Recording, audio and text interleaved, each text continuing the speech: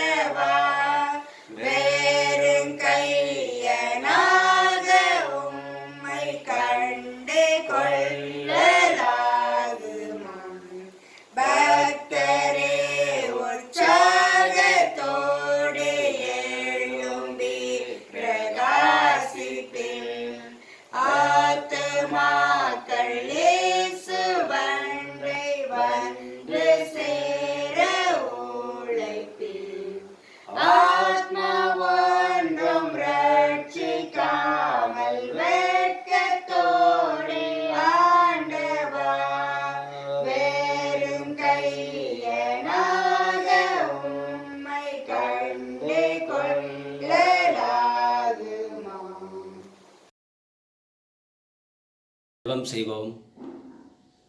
எங்களை அதிகமாக நேசித்து வழிநடத்தி வருதான இறக்கமில்ல நல்ல தகப்பனே, நல்ல பரிசுத்தமான ஓய்வு நாளிலும் ஆண்டவரே, நாங்கள் வெவ்வேறு இடங்களில் இருந்து இந்த காணொலியின் மூலமாக உம்மை ஆராதிக்க முடியாத ஒரு சிலாக்கியத்தை எங்களுக்கு கொடுத்தமைக்காக நன்றி செலுத்துகின்றோம்.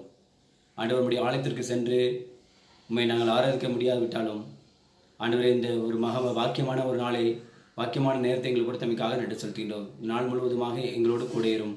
வர தடைப்பட்ட இந்த பகுதியிலே ஆண்டவரே, எத்தனை பேருக்கோ இந்த காணொலி மூலமாக செய்தி கேட்க முடியாத சிலாக்கியத்தை கொடுத்தாலும் கிருபையும் உடைய பிரசனம் எங்களோடு கூட இருந்து வழிநடத்த வேண்டுமாய் ஜபிக்கிறோம். ஆண்டவரே, வர இருக்கின்ற ஒவ்வொரு ஆராதனையிலும் உடைய பிரசனம் இருந்து வழிநடத்த வேண்டுமாய் ஜபிக்கிறோம். ஜபிக்க வேண்டும் என்று கேட்டுக்கொண்ட ஒவ்வொரு உள்ளங்களுக்காக ஜபிக்கிறோம். ஆண்டவரே, இந்த பரிசுத்தமான ஓய்வு நாளை நாங்கள் பரிசுத்தமாய் ஆசிரியத்தக்கதாகவும் இந்த நாள் எங்களுக்கு ஒரு பாக்கியமுள்ள நாளாக, ஒரு மகிழ்ச்சியுள்ள நாளாக இருக்க எங்களை வழிநடத்த வேண்டுமாய் ஜபிக்கிறோம். மீதுள்ள ஒவ்வொரு ஆராதனையும் உடைய கிருபை இருந்து வழிநடத்த வேண்டும் என்று அன்பின் ஆண்டவரும் அருமை ரட்சகருமாய் இருக்கிற இயேசு இன்ப நாமத்தில் ஜபிக்கிறேன் ஜீவனுள்ள நல்ல பிதாவே, ஆமேன்.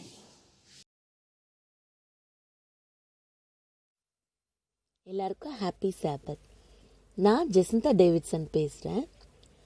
இந்த நாளில் மீண்டுமாய் ஒரு ஓய்வு நாளில் உங்கள் எல்லாரையும் சந்திப்பதில் நான் மிகவும் மகிழ்ச்சி கொள்கிறேன். சரி, இந்த நாளோட அயல்நாட்டு செய்தியாக நாம் பார்க்க இருப்பது என்னென்னா, ஒரு சட்டை சாட்சி கொடுக்கிறது. இந்த தலைப்பு மிகவும் ஆச்சரியமானதாக இருந்தது. சரி, அந்த கதையும் அதில் சொல்லப்பட்ட உண்மை சம்பவமும் ரொம்ப அருமையாக இருந்துச்சு. இது நமக்கு கொடுக்குறவங்க பேர் வந்து மிஸ்டர் கிளென்லி. இவருடைய முழு பெயர் ஸ்டீவர்ட் கிளென்லி. இவர் 55 வயது நிரம்பிய ஒரு ஆசிரியர். ஓஸ்லோ என்ற மாகாணத்தில் நார்வேல இருக்கிறாங்க. இவர் யூத் பாஸ்டராக நம்மளுடைய செவன்த் டே அட்வென்டிஸ்ட் சபையில் ஊழியம் செஞ்சிட்ருக்கிறாங்க. இவர் ஒரு முறை என்ன பண்ணார், இந்த பச்சை சட்டையை அணிந்து கொண்டு ஒரு ரயில் பயணம் செல்வதற்காக முற்பட்டார். ரயில் பயணம் செய்து கொண்டிருக்கும் போது அவங்க கூட ஒரு பெண் பயனாளி இருந்தாங்க. அந்த பெண் பயனாளி இவங்க அணிஞ்சிருக்கிற அந்த சட்டையை பார்த்து மிகவும் ஆச்சரியப்பட்டாங்க. ஏன் அப்படின்னு பார்க்கும்போது அந்த சட்டையில் எழுதியிருந்த வாக்கியங்கள் இங்கே கூட நீங்கள் பார்க்கலாம். அட்வென்ட் ஏர்லைன்ஸ் ஸ்டூவர்ட் கிளென்லி. ஸோ இதை பார்த்ததும் அவங்க ரொம்ப ஆச்சரியப்பட்டாங்க. என்ன இது, அட்வென்ட் ஏர்லைன்ஸ்னு ஏதாவது ஏர்லைன்ஸ் இருக்கா அப்படின்னு சொல்லிட்டு அவங்க கேட்டப்போ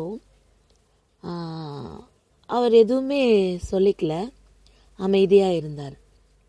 உடனே திரும்பவும் அவங்க அது மாதிரி ஏதாவது வித்தியாசமான ஏர்லைன்ஸ் இருக்கா, நீங்கள் எங்கே பறந்து போகிறீங்க, உங்களோட தொலை தூரங்கள், உங்களுடைய பயண அந்த கால்குலேஷன்ஸ் இதெல்லாம் என்னன்னு சொல்லிட்டு மீண்டும் மீண்டும் அவங்க ஆர்வமாக கேட்க ஆரம்பித்தாங்க. அப்போ தான் மிஸ்டர் லீ வந்து மெதுவாக வாயை திறந்து, எங்களுக்கு ஒரே ஒரு டெஸ்டினேஷன் தான் இருக்குது அப்படின்னு சொல்லி சொன்னார். அதாவது ஒரே ஒரு ஸ்டாப் அப்படின்னு சொன்னதும் இவங்க ரொம்ப ஆச்சரியப்பட்டாங்க. அப்படியா, அப்படின்னா ரொம்ப காஸ்ட்லியாக இருக்குமே அப்படின்னு சொல்லி சொன்னாங்க. அப்போது அவர் சொன்னார், அது காஸ்ட்லி இல்லை, அது ஃப்ரீ, அது முற்றிலும் இலவசம் அப்படின்னு சொன்னப்போ, என்னது டிக்கெட்ஸ்லாம் ஃப்ரீயா, அது எப்படி டிக்கெட்ஸ்லாம் ஃப்ரீயாக இருக்கும் அப்படின்னு சொல்லிட்டு அவங்க கேட்டாங்க. அப்போ கேட்டபோது அந்த மிஸ்டர் லீ வந்து இந்த டிக்கெட் எல்லாவற்றிற்கும் 2000 வருஷத்துக்கு முன்னாடியே பே பண்ணிட்டாங்க அப்படின்னு சொல்லிட்டு ஆண்டவரை குறித்து, இயேசு கிறிஸ்துவானவரை குறித்து ஒரு சாட்சியை சொன்னாங்க. இது அவங்க கேட்டதும் ரொம்ப மனம் முடிஞ்சு அவங்க சொன்னாங்க, எனக்கு இந்த கிறிஸ்டியானிட்டியில் எந்த பிலீஃபுமே இல்லை. அப்போ ஏன் அப்படி சொல்கிறீங்க அப்படின்னப்போ, என்னுடைய நண்பர்கள், என்னை சுற்றி இருந்த ஆண் நண்பர்கள் மற்றும் என்னை சுற்றி இருந்த பெண் நண்பர்கள் எல்லாருமே ஒரு கிறிஸ்தவர்கள் தான். ஆனால் அவங்களுடைய வாழ்க்கையை பார்க்கும்போது ஏண்டா நம்ம கிறிஸ்தவங்களாக இருக்கிறோம் அப்படின்னு தான் தோணுச்சே தவிர எனக்கு இந்த பரலோகம் செல்வதில் எந்த ஒரு நாட்டமும் இல்லை அப்படின்னு சொல்லி சொன்னாங்க. இதை கேட்டதும் லீ என்ன பண்ணார், வேதத்தை எடுத்து ஜெபம் செய்து, நீங்கள் ஏன் மற்றவர்களை ஒரு எக்ஸாம்பிளாக எடுத்துக்கிறீங்க, வேதத்தை நம்ம ஒரு எக்ஸாம்பிளாக எடுத்துப்போம், வேதத்திலிருந்து ஒவ்வொரு காரியத்தையும் நாம் தியானிப்போம் அப்படின்னு சொன்னார். சுமார் 20-30 நிமிடங்கள் வந்து வேதத்தை வாசித்தாங்க. அதை பற்றி நிறைய கேள்விகள் கேட்டாங்க. அதை அந்த பெண்மணியும் ரொம்ப ஆர்வமாக கேட்டுக்கிட்டாங்க. அதை கேட்டு முடித்த பிறகு அவங்க ஜெபம் பண்ணாங்க. அவங்க தொடர்ந்து வேதத்தை வாசிக்கிறேன் அப்படின்னு சொல்லிட்டு சில நாட்டத்தை அவங்க காட்டினாங்க. அதோட அவங்களுடைய வாழ்க்கையே ஒரு மகிழ்ச்சியாக மாறின ஒரு சந்தோஷத்தின் அனுபவத்தை நான் மிஸ்டர் லீயால் பார்க்க முடிஞ்சுது. அவங்க பயணம் முடிவடையும் நேரம் வந்தது. அப்போது 2 பேரும் பிரியா விடை கொடுத்துக்கிட்டாங்க. அப்போது அந்த பெண்மணி முகத்தில் உள்ள சந்தோஷம் மிஸ்டர் லீக்கு தெரிவித்தது என்னென்னா, நாம் இந்த நாளில் இந்த ஒரு சின்ன சட்டம் மூலமாக ஒரு பெரிய சாட்சியை எடுத்து கொடுத்துருக்குறோம் அப்படின்னு சொல்லிட்டு அந்த சந்தோஷத்தோடு அவங்க புறப்பட்டாங்க. இங்கே மிஸ்டர் லீயை பற்றி சொல்லணுன்னா, அவருக்கு தெருவோரங்களில் இறங்கி பிரசங்கம் பண்ணுறதுக்கோ இல்லாட்டி தனி நபரை சந்தித்து பிரசங்கம் பண்ணுறதுக்கோ ரொம்ப பயம் மற்றும் நிறைய தயக்கம் இருந்துச்சான். ஸோ அப்போது தான் அவர் முடிவெடுத்தாராம், இந்த சட்டையை நம்ம அணியும் போது நம்மளை தேடி ஆண்டவர் சில ஆத்மாக்களை கொடுப்பாங்க, அப்படிப்பட்ட ஆத்மாக்களை நாம் தேவனிடம் சேர்க்க வேண்டும் அப்படின்னு சொல்லிட்டு அதை ஒரு வாய்ப்பாக கருதி தேவனுடைய அன்பை பகிர்ந்தாராம். அவர் 3 முக்கியமான விஷயத்த மக்களுக்கு கொடுக்கணும்னு நினச்சாராம். எல்லாரையும் கிறிஸ்தவர்களாக மாற்றணுன்றது முக்கியம் இல்லை. முதலாவது, உண்மையான அன்பு தேவனிடத்திலிருந்து தான் வருது அப்படின்னு சொல்லி அவர் சொல்லணும்னு நினச்சாரு. 2வது, தேவன் மிகவும் அன்பானவர் அப்படின்னு சொல்லணும்னு நினச்சாரு. 3வது, நாம் தேவனை நேசிக்கிறது போல மற்றவர்களையும் நேசிக்கணும்னு சொல்லிட்டு அவர் அதை உணர்த்தணும்னு நினச்சாரு. ஸோ இப்படிப்பட்ட காரியங்களை நாமும் நம்மளுடைய வாழ்க்கையில் பின்பற்றும் போது ஆவியானவர் தாமே இதுக்கு உதவியாக இருப்பாருன்னு நம்ம நினைப்போம். இந்த வார ஆஃபரிங், இந்த 13வது வார காணிக்கை மிஸ்டர் லீ எடுத்து நடத்தும் ஒரு யூத் கம்யூனிட்டி சென்டர் அதற்கு அடித்தளம் போடுவதற்கு ஹெல்ப்ஃபுல்லாக இருக்கும். ஸோ உதார்த்தமாக காணிக்கைகள் கொடுத்து அவர்களை நாம் தாங்குவோமாக. தேவன் தாமே உங்கள் அனைவரையும் ஆசீர்வதிப்பார்.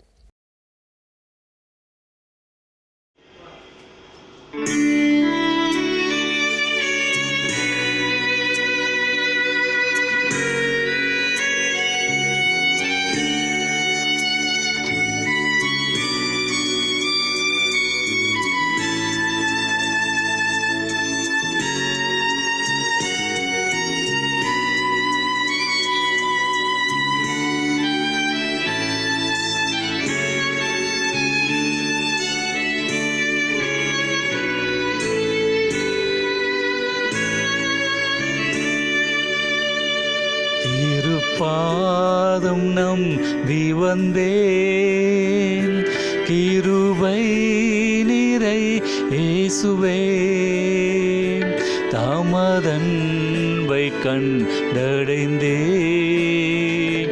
தேவ சமூகத்திலே தாமதன்பை கண்டடைந்தேன், தேவ சமூகத்திலே.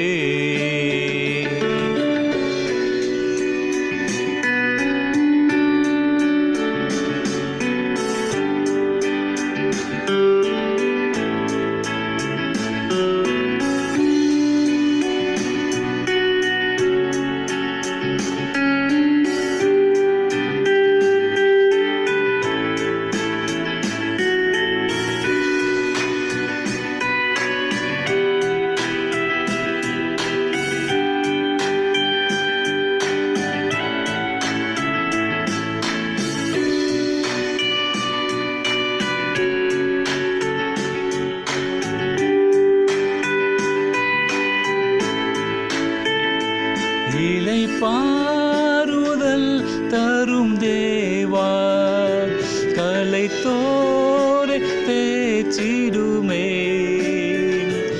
இலை பாருதல் தரும் தேவா, கலைத்தோரை தேச்சிடுமே.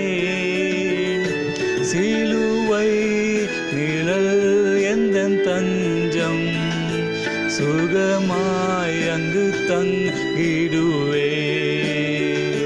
சிலுவை நிழல் எந்தன் தஞ்சம், சுகமாய் அங்கு தங்கிடுவே.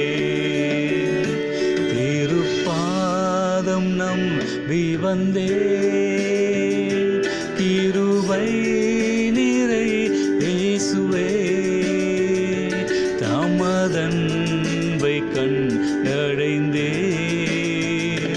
தேவ சமூகத்திலே, தாமதன்பை கண்டடைந்தேன்,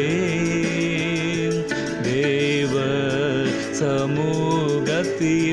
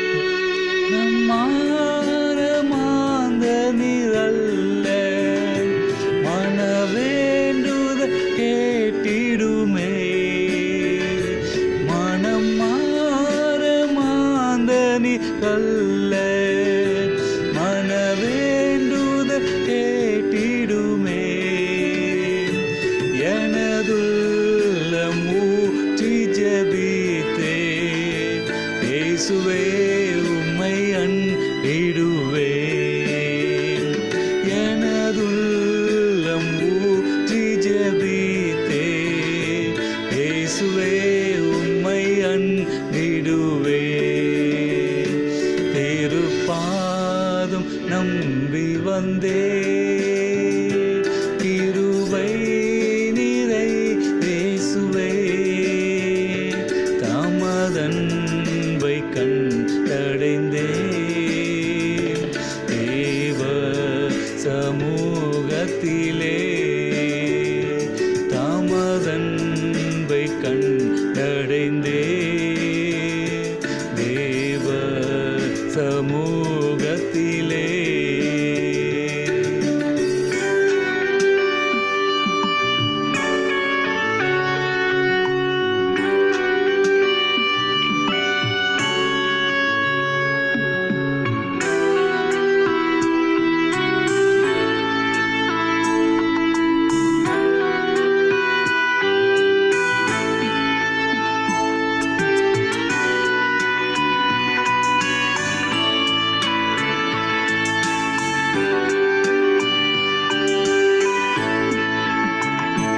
என்னை கைவிடாதீரும் நாதா, என்ன நிந்தை நேரிடினும்.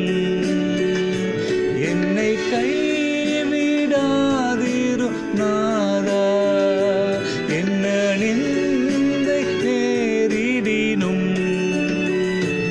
உமக்காக யாவும் சகிப்பே, உமது பலன் நீடிடுமே.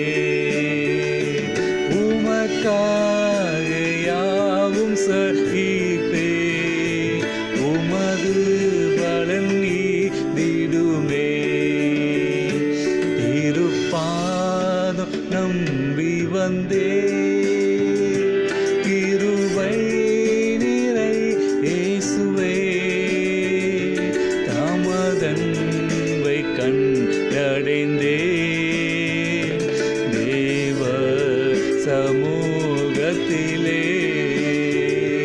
தமதன்பை கண்டடைந்தே, தேவ சமூகத்திலே.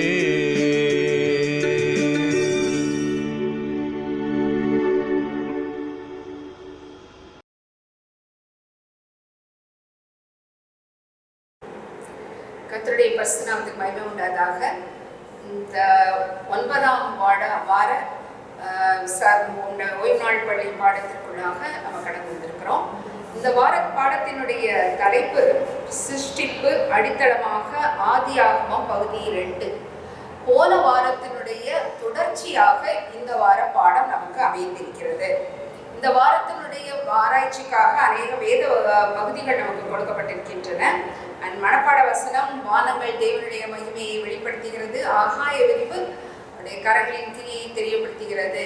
சங்கீதம் 19:1 நமக்கு மனப்பாட வசனமாக கொடுக்கப்பட்டிருக்கிறது. நம்ம வேத பாடத்தை படிப்பதற்கு முன்பாக கண்களை மூடி நம்ம ஜெபிப்போம். எங்களை நேசிக்கிற பரம்பிதாவே, இந்த பாடத்தை நாங்கள் படிக்க இருக்கிறோம். கர்த்தர்தாமே எங்களுடைய உள்ளம் கொழுந்து விட்டு எரியத்தக்கதாகவும், இந்த வார பாடத்தின் மூலமாக நாங்கள் எவற்றை உணர்ந்து கொள்ள வேண்டுமோ, எவற்றை கற்றுக்கொள்ள வேண்டுமோ, அதை தெளிவாக நாங்கள் புரிந்து கொள்ள கற்றுக்கொள்ள ஆவியானவர் எங்களுக்கு உதவி செய்தருள வேண்டுமாய் கெஞ்சுகிறோம்.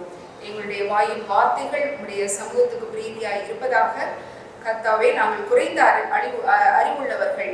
தேவரே தாமே பரிசுத்த ஆவியானவருடைய உதவியினால எங்களை இடைக்கட்டி எங்களுடைய அந்த குறித்த நேரத்தில் கர்த்தாவே நாங்கள் படித்துக் கொள்கின்ற இந்த வேத பகுதியானது, வேத பாடமானது எங்களுடைய வாழ்க்கைக்கும் எங்களுடைய ஆவிக்குரிய ஜீவியத்திற்கும் அது பிரயோஜனமாக இருக்கத்தக்கதாகவும், கேட்கிற ஒவ்வொருவருக்கும் அது பிரயோஜனம் உண்டாகத்தக்கதாக கர்த்தர் இந்த நேரத்தை எங்களுக்கு ஆசீர்வாதமாக்கி தர வேண்டுமாய் அன்பின் ஆண்டவர் இயேசுவின் மூலமாக வேண்டிக் கொள்கிறேன் பரம்பிதாவே, ஆமென். இந்த வார பாடம் ஏற்கனவே நான் சொன்னது போல போன வாரத்தினுடைய தொடர்ச்சியாக நமக்கு கொடுக்கப்பட்டிருக்கிறது. இதுல சொல்லப்பட்டிருக்கிறது, போன வாரத்துல நம்ம பார்த்தோம் தேவன் எப்படி அந்த 7 நாள்ல 7 லிட்ரல் டேஸ்ல தேவன் எப்படி இந்த உலகத்தை உண்டாக்கினார். ஆணும் பெண்ணுமாக அவன் தேவ சாயலாகவே அவனை சிருஷ்டித்தாரு, ஆணும் பெண்ணுமாக உண்டாக்கினார். தேவனுக்கும் மனிதனுக்கும் உள்ள என்ன தொடர்பு என்று எல்லாவற்றையும் குறித்து நம்ம கடந்த வாரத்துல நம்ம படித்தோம். இந்த வாரத்துல பெரிய சிந்தனையாளர்கள் கூட தேவனுடைய சிருஷ்டிப்பின் அந்த வரலாற்றை படிக்கும் பொழுது அவர்கள் ஊக்கம் பெறுகிறார்கள். ஆதியில அப்படிதான் இருந்துச்சு. வேதத்தின் அடிப்படையில தான் தேவனுடைய அந்த சிருஷ்டிப்பின் வரலாற்றை கொண்டு அறிவியலுடைய ஆராய்ச்சியாளர்கள் கூட அதை நம்பி அதை போதித்து வந்தார்கள் என்று பார்க்கிறோம். அநேக அறிவியல் வல்லுநர்களை பற்றி இங்கு கொடுக்கப்பட்டிருக்கிறது. Johannes Kepler, Isaac Newton, John Ray, Robert Boyle போன்ற இந்த விஞ்ஞானிகள் எல்லாமே கிறிஸ்துவனுடைய கோட்பாடுகளுக்கு, இந்த வேதத்தினுடைய கோட்பாடுகளுக்கு இசைந்தவாறுதான், அதற்கு எந்த விதமான சந்தேகமும் அவர்கள் ஏற்படுத்தாதபடிக்கு அதற்கு ஒத்த விதத்தில் அவர்களுடைய நம்பிக்கையும் காணப்பட்டது.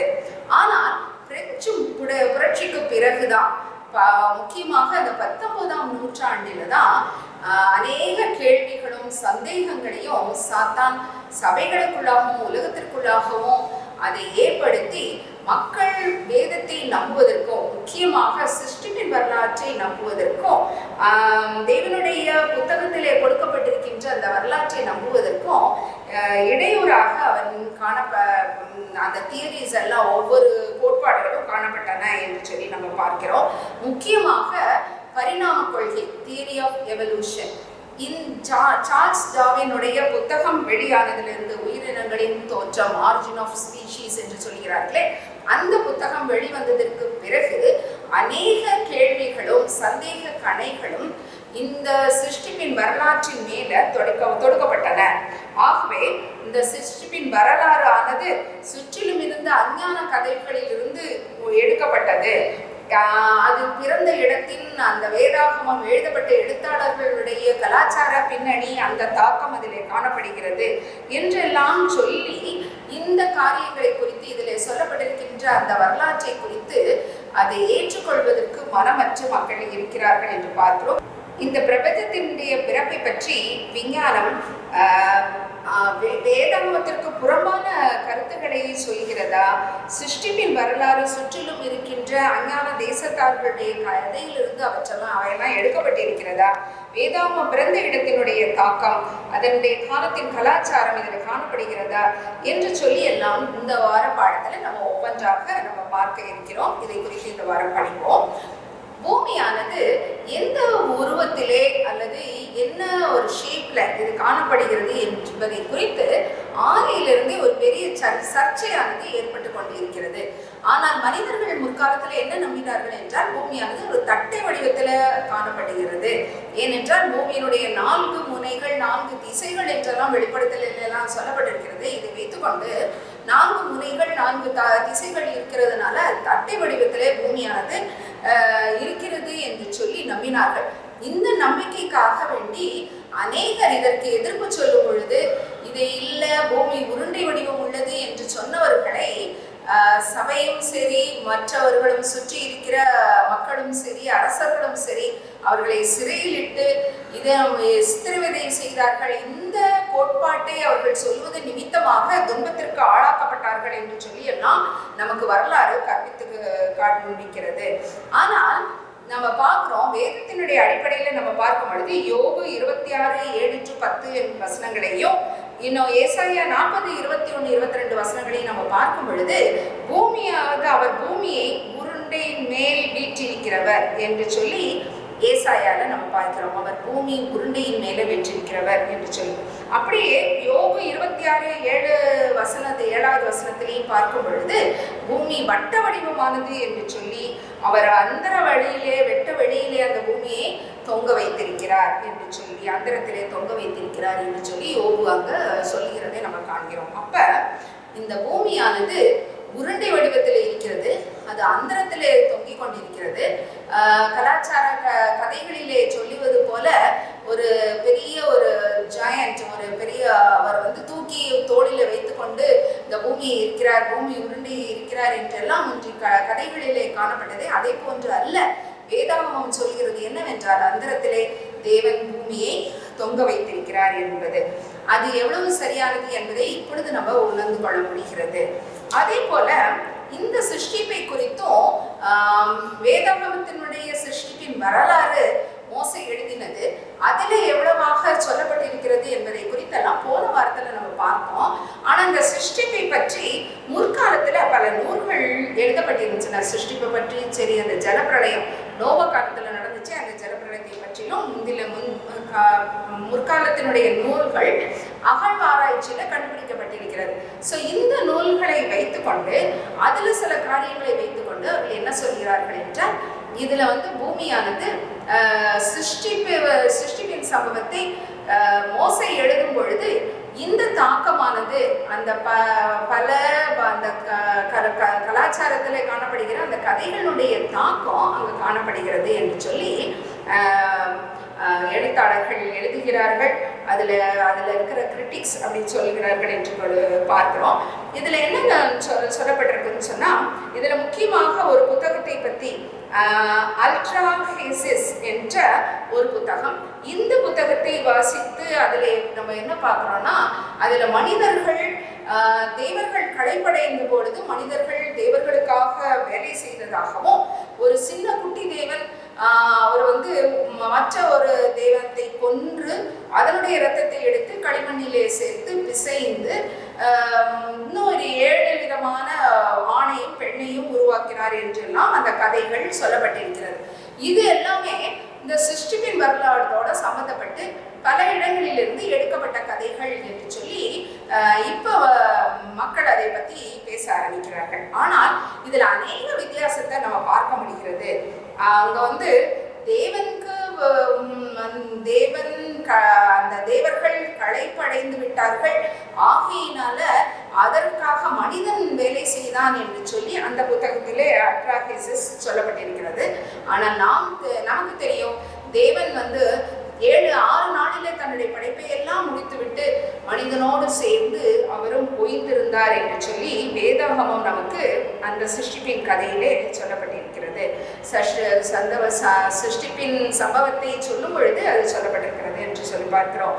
அதே போல களிமண்ணினாலே அவர் ஒருவர் செய்து மண்ணினாலே செய்து அதற்கு ஜீவ சுவாசத்தை ஊதி மனுஷன் ஜீவாத்மா ஆனான் என்று சொல்லி நம்ம ஆதியாகமத்தில் நம்ம வாசிக்கிறோம். ஆதாமை எப்படி அவர் சிருஷ்டித்தார் என்று சொல்லி ஏவாளுடைய சிருஷ்டிப்பின் வரலாற்றையும் நம்ம அந்த இடத்துல நம்ம பார்க்க முடிகிறது. ஆனால் அல்ட்ராஹேசிஸ் அந்த புத்தகத்துல இப்படி கொடுக்கப்படவில்லை. ஒரு கடவுளை கொன்று அடுத்த அந்த இரத்தத்தை கொண்டு அடுத்த மனிதர்களை உருவாக்கினார்கள் என்று கதை சொல்லப்பட்டிருக்கிறது. இப்படிப்பட்ட வன்முறைகளை பற்றியும் இரத்த சிந்துதலை பற்றியும் இப்படியாக உருவாக்கத்தை பற்றியும் ஆதியாகமம் எதுவுமே சொல்லல. சர்வவல்லமுடைய தெய்வம் தன்னுடைய வாயின் வார்த்தைகளினால அந்த 6 நாளிலே ஒரு பூரணமான ஒரு சிருஷ்டிப்பை உண்டாக்கினார். அந்த ஒவ்வொரு நாளுடைய சிருஷ்டிப்பும் ஒரு நல்லது என்று அவர் காணும்படியாக அந்த சிருஷ்டிப்பின் கதை அமைந்திருக்கிறது என்று சொல்லி, இதை மற்ற கதைகளை விட மற்ற அந்த நரேஷனை விட இது வித்தியாசமாக இருக்கிற ஒன்றாக ஒரு வேறுபடுத்தி காட்டப்பட்டிருக்கிறது நம்முடைய வேத புத்தகத்திலே இந்த சிருஷ்டிப்பினுடைய வரலாறு என்று சொல்லி பார்க்கிறோம். அதே போல இந்த ஆதியாகம புத்தகத்தை நிறைய அஞ்ஞான மார்க்கத்தினுடைய கதைகளுக்கு அது எதிர்மறையாக சொல்லப்பட்டிருக்கிறதா நம்ம இங்கு பார்க்க முடிகிறது. தேவன் எப்பொழுது அந்த சுடர்களை உண்டாக்கினார், இப்பொழுதெல்லாம் பார்த்தீங்கன்னு சொன்னா அஞ்ஞான மார்க்கத்துல இந்த சூரியனையும் சந்திரனையும் வணங்குகிறவர்கள் ஏராளமாக காணப்படுகிறார்கள். ஆனால் அவற்றை வணங்குவதற்காக தேவன் அவற்றை உண்டாக்குவதில்லை. ஆண்டவர் சிருஷ்டிப்பின் சமயத்துல இந்த பெரிய சுடராகிய சூரியனையும் சரி, சிறிய சுடராகிய அந்த சந்திரனையும் சரி, நட்சத்திரங்களையும் சரி, கால குறிப்புகளுக்காகவும் அவைகள் வருஷங்களையும் நாட்களையும் மாதங்களையும் குறிப்பதற்காக அவைகள் சிருஷ்டிக்கப்பட்டன, உருவாக்கப்பட்டன என்று சொல்லி ஆதியாகமம் 1ஆம் அதிகாரம் 14-15 வசனங்களிலே நம்ம தெளிவாக நம்ம பார்க்க முடிகிறது. ஆகவே காலத்தை கணக்கிடுவதற்காக தேவன் இந்த சுடர்களை அந்த ஆகாய விரிவிலே வைத்தாரே ஒழிய அவற்றை வணங்குவதற்காக அல்ல. அவைகள் தேவனுடைய சிருஷ்டிப்பின் பகுதிகள் என்று சொல்லி நம்ம தெளிவாக நம்ம புரிந்து கொள்ள முடிகிறது. மனுஷனை தேவன் இந்த சிருஷ்டிப்பெல்லாம் முடித்து இவற்றை எல்லாவற்றையும் நீங்கள் ஆண்டு கொள்ளுங்கள் என்ற கட்டளையை மனுஷனுக்கு தேவன் கொடுத்தார். ஆகவே மனுஷன் பூமியினுடைய சிருஷ்டிப்பு அனைத்தையும் ஆழ்வதற்காக சிருஷ்டிக்கப்பட்டவன் என்று, ஏனென்றால் அவன் சிருஷ்டிப்பின் மகுடமாக விளங்குகிறான் என்று சொல்லி ஆதியாகமத்தினுடைய வரலாறு நமக்கு சொல்லுகிறது. ஆகவே இந்த கட்டுக்கடை கதைகளை போல மனுஷன் இதற்கெல்லாவற்றுக்கும் ஒரு அடிமையானவனை போல அவனை காட்சி தருவதாக நம்முடைய வேத புத்தகம் சொல்லவில்லை. அஞ்ஞான கதைகளுக்கும் வேதாகமத்தில் உள்ள சம்பவத்திற்கும் ஒரு பெரிய வித்தியாசம் என்னென்றால், எல்லாவற்றுக்கும் தலை சிறந்த ஒரு படைப்பாக தேவன் ஆதாமையும் ஏவாளையும், அதாவது மனுகுலத்தையும் சிருஷ்டித்தார் என்று சொல்லி நம்ம இங்க பார்க்கிறோம். இந்த சிருஷ்டிப்பின் காலம் என்று சொல்லி பார்க்கும் பொழுது ஆதியாகமம் 5ஆம் அதிகாரத்திலையும் 11ஆம் அதிகாரத்திலையும் இந்த வரலாற்று சம்பவங்கள், வரலாற்று காரியங்கள் அங்க கொடுக்கப்பட்டிருக்கிறத நம்ம இங்க பார்க்கிறோம். ஒரு வரிசையாக இந்த கால வரிசைப்படியான வரலாறு. ஒரு குறிப்பிட்ட ஒரு நபர் ஒரு சில காலம் அவர் வாழ்ந்தார், அப்புறம் அவர் பிறந்தார், அவர் வாழ்ந்தார், அவர் வாழ்ந்த பிறகு அடுத்தது அவர் குமாரனை பெற்றார். இப்படியாக அவர் எப்பொழுது மரித்தார் என்று சொல்லி எல்லாம் ஒவ்வொன்றாக கரெக்டாக அந்த சம்பவங்கள் அந்த இடத்துல குறிக்கப்பட்டிருக்கிறது. ஆகவே இந்த கால அளவுகளை வைத்துக்கொண்டு நம்ம எப்போ பூமியானது சிருஷ்டிக்கப்பட்டிருக்கோம், எப்போ ஜலப்பிரளயம் வந்திருக்கோம், இந்த ஜலப்பிரளயத்திற்கு பிறகு எப்படிப்பட்ட காரியங்கள் நடந்துச்சு என்று சொல்லி என்று இந்த கால கணக்கை எல்லாவற்றையும் சரியாக வரலாற்று ஆசிரியர்கள் அதை ஏற்படுத்துவதற்கு இது உதவியாக இருக்கிறது என்று சொல்லி பார்க்கிறோம். இப்படி 6 நாளின் மகுடமாக இந்த மனுஷனை தேவன் உண்டாக்கி அவனை சிருஷ்டித்து அவனுக்கும் தேவனுடைய அந்த மனிதனுக்கும் தேவ மக்களுக்கும் உள்ள தொடர்பை காட்டுகிற மனித சங்கிலியையும் அவர்கள் ஒவ்வொருவருக்கும் இடையிலான கால இடைவெளியையும் இந்த அதிகாரங்கள், அதாவது முக்கியமாக ஆதியாகமம் 5ம் 11ஆம் அதிகாரமும் இவற்றை சொல்லுகிறது என்று சொல்லி ஒரு எழுத்தாளர் அதை குறித்து எழுதுகிறார் என்று பார்க்கிறோம். ஆகவே சிருஷ்டிப்பும் அதனுடைய காலகட்டங்களும் வெறும் தெளிவாக அவற்றில் கொடுக்கப்பட்டிருக்கிறது. இதை வைத்துக்கொண்டு நம்ம எந்த விதமான நுழைத்தோ இதில் மாற்றியோ காரியங்களை செய்வதற்கு ஒன்றும் அதில் பலன் இல்லை என்று சொல்லி நம்ம பார்க்கிறோம். இந்த வேதத்தில் அந்த ஆதியாகமம் 1 முதல் 11 அதிகாரத்தை நம்ம வாசித்து அதனுடைய சம்பவங்களை நம்ம ஆராய்ந்து பார்க்கும் பொழுது நிறைய புதிய ஏற்பாட்டு எழுத்தாளர்கள் இந்த பழைய ஏற்பாட்டினுடைய காரியங்களை, இந்த சம்பவங்களை எல்லாம் மேற்கோள் காட்டி அவர்கள் எழுதியிருக்கிறத நம்ம பார்க்கிறோம். பவுல் தன்னுடைய எழுத்துல தன்னுடைய நிருபங்களிலே அநேகம் இதை கோட்பட்டிருக்கிறார். உலகத்தையும் அதில் உள்ள யாவற்றையும் உண்டாக்கின தேவனானவர் வானத்திற்கும் பூமிக்கும் ஆண்டவராய் இருக்கிறபடியால் அவர் கைகளினால கட்டப்பட்டிருக்கிற கோயில்களில் ஒரு வாசம் பண்ணுகிறது இல்லை என்று சொல்லி அப்போஸ்தலர் 17:24 எல்லாருமே தேவன் தான் இந்த பூமியை சிருஷ்டித்தாரு, மனிதர்களை சிருஷ்டித்தார் என்று சொல்லி அந்த எழுத்தாளர்கள், புதிய ஏற்பாட்டு எழுத்தாளர்கள், தேவனுடைய சீடர்கள் அதை முழுவதுமாக நம்பினார்கள். அதை மேற்கோளாக அதை வைத்து அவர்கள் தங்களுடைய நிருபங்களை எழுதினார்கள் என்று சொல்லி பார்க்கிறோம். ஆகவே அவர்கள் இந்த பரிணாம கொள்கையையோ இந்த காரியங்களை குறித்து அவர்கள் நம்பவில்லை. இது எல்லாமே காலத்திலே ஏற்படுத்தப்பட்டது. சாத்தானால இவைகள் எல்லாமே இதுல சொருகப்பட்டது, இதுல ஏற்படுத்தப்பட்டது என்று சொல்லி பார்க்கிறோம். நம்முடைய சபையினுடைய தூணாக இருக்கிற மிஸ்ஸஸ் எலன் ஜி ஒயிட் அவர்களுடைய கொட்டேஷனை நம்ம பார்க்கும் பொழுது, அவர்களுடைய எழுத்துக்களை நம்ம பார்க்கும் பொழுது, மனிதர்கள் பெற்றிருப்பதிலேயே விவரம் நிறைந்த விரிவான வரலாற்று புத்தகம் இந்த வேதாகமம் ஒன்றுதான். அப்ப மனுஷன் கிடைச்சிருக்கிற புக்கிலேயே ரொம்ப ஏன்ஷியன்ட் ஹிஸ்டரி, பழைய வரலாற்றை சொல்கின்ற புத்தகம் இந்த வேத புத்தகம் ஒன்றுதான். இதுல மட்டும்தான் அவன் நம்முடைய இனத்தை குறித்து ஒரு மேன்மையான ஒரு கருத்து, ஏனென்றால் உலகம் மனுஷன் பிறகுல இருந்து விழுந்தான் அப்படி என்று சொல்லி கொண்டிருக்கிற அந்த காலகட்டத்துல மனுஷன் அப்படி இல்லை, தேவனுடைய சாயலாக சிருஷ்டிக்கப்பட்டான், ஆகவே தேவனுடைய கரத்திலிருந்து அவன் உருவாக்கப்பட்டான் என்று சொல்லி மனித குலத்திற்கே ஒரு கௌரவத்தை கொடுக்கின்ற ஒரு காரியம் இந்த வேத புத்தகம் செய்கிறது என்று சொல்லி பார்க்கிறோம். வேதாக வரலாறு இல்லாமல் இந்த வம்ச வரலாற்றினால எந்த விதமான ஒரு பயனும் இல்லை என்பதை நாம் தெரிந்து கொள்ள வேண்டும். வேதாகம சிருஷ்டிப்பு வரலாற்றை தள்ளிவிட்டு இயற்கை கொள்கைகளை நம்பிக்கொண்டு நம்ம என்னதான் தேவனுடைய சிருஷ்டிப்பினுடைய மேன்மையை நம்ம புரிந்து கொள்ள வேண்டும் என்று சொல்லி நம்ம என்ன முயற்சி செய்தாலும், எவ்வளவு ஆழமாக நம்ம தேடினாலும் இதனால எந்த பதிலும் எந்த விடையும் இதில் கிடைக்காது. தேவன் வெறும் 6 நாளில் இந்த சிருஷ்டிப்பை முடித்தார்.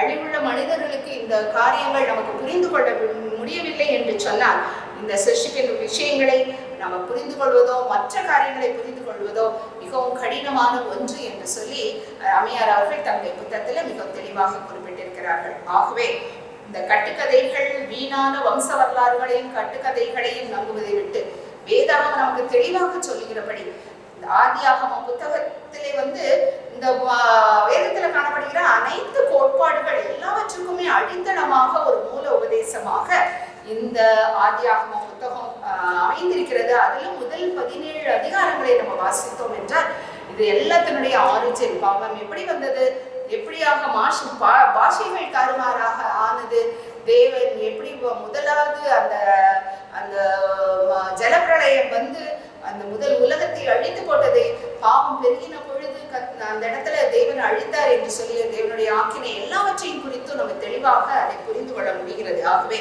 தேவன் அப்படிப்பட்ட கிருபையை நமக்கு தருவாராக. நான் அதிகமாக வேதத்தை நம்ம வாசிப்போம், கட்டுக்கதைகளுக்கு செவிசாய்க்கிற காலமாய் இருக்கிறது என்று பவுல் எழுதுகிறது போல நம்ம கட்டுக்கதைகளுக்கு செவிசாய்க்காத படிக்கு தேவனுடைய வேதத்தின் மேல விசுவாசம் உள்ளவர்களாக, அதன் மீது நம்பிக்கை உள்ளவர்களாக, அது என்றும் அழியாத உண்மை தேவன் நமக்கு பரிசுத்த ஆவியானவர் மூலமாக எழுதி நம்ம கையில கொடுத்திருக்கின்ற அந்த காரியத்தை அதிகமாக வாசித்து அவருடைய விசுவாசத்திலே பலப்படுவோம். அப்படிப்பட்ட கிருபையை தேவன் நம்ம ஒருவருக்கு தந்துடுவாராக. நாம தலம் விழுந்து ஜெபம் செய்வோம்.